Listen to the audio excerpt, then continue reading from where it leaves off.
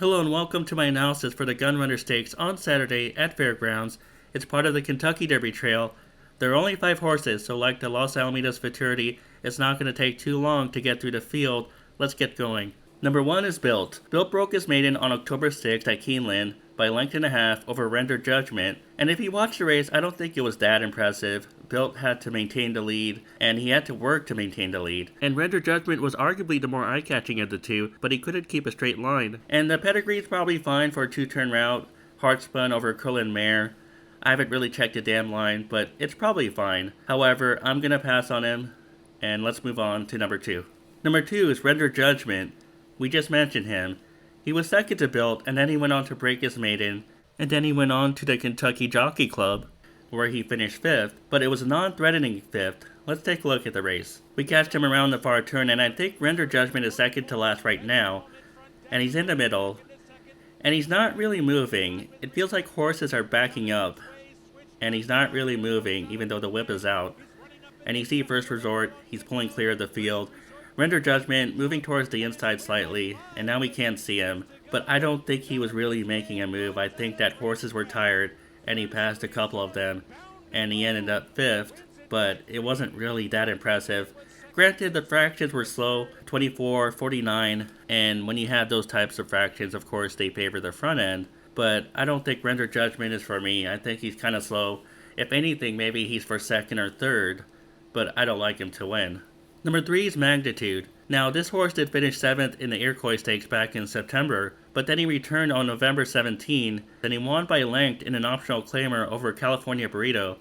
But I like the way he did it. He had the lead around the far turn, and then he repelled the challenger, California Burrito, and California Burrito was 15 lengths ahead of the 3rd place horse, so both of them were ahead by a lot compared to the rest of the field.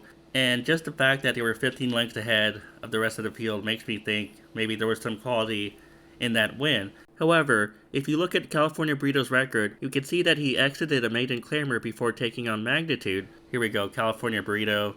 And so, I'm not sure entirely how good he is. Although sometimes maiden claimers go on to become better, and maybe they just made a mistake putting him in that race. I'm on the fence. I think Magnitude is better as a 2nd place or 3rd place horse in this field of 5. But I don't know if I want him to win. He could win if he gets lucky, if the favorite Admiral Dennis doesn't fire. But I will say maybe he's 2nd or 3rd. Number 4, Chris's Revenge. I don't want to spend too much time on this horse. He broke his maiden at Aqueduct in a maiden optional claimer, and then he finished 4th in a starter allowance on November 24. I just think he's outclassed in this race. Maybe the connections are just looking for a top 3 placing to say he finished 1st, 2nd, or 3rd, and, well, he's not going to finish 1st, to say he hit the board in a stakes race and get some derby points, I guess. But I don't think he can win. Number 5 is Admiral Dennis. He has no stakes experience, but I have no problem with that because this race isn't that hard, and I think he won his maiden race impressively on November 7 in a 1-mile race. Let's take a look at that race. We catch him on the far turn, and the jockey is very confident on Admiral Dennis right now. He's about 3 wide. Now he's going to go 4 wide. The jockey was not even moving on him. Now the jockey is pumping into him. Mischievous Time is on the lead, but Admiral Dennis is going to join him. And the fact that Admiral Dennis needs to work to get rid of Mischievous Time is fine with me. I think Mischievous Time probably has some ability, but Admiral Dennis is going to pull clear right now.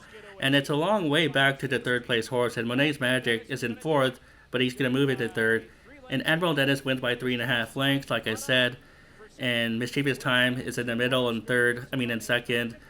And I thought it was impressive visually. And I think he can go on to bigger and better things on the Derby Trail. I know Admiral Dennis won't be a great price, but I'm going to pick him on top. And if I had to pick another horse in 2nd, maybe it would be Render Judgment. Maybe it would be Magnitude. But I don't think this race is playable at all. I think you don't have to play every race, even though it's a big race, even though it's a Derby Trail race, you don't have to play it. It's a race to study. It's a race to see how Admiral Dennis does for the future.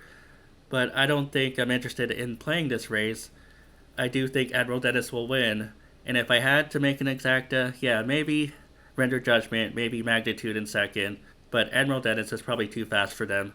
Thanks for watching my Gunrunner Stakes analysis. I'll see you guys next time.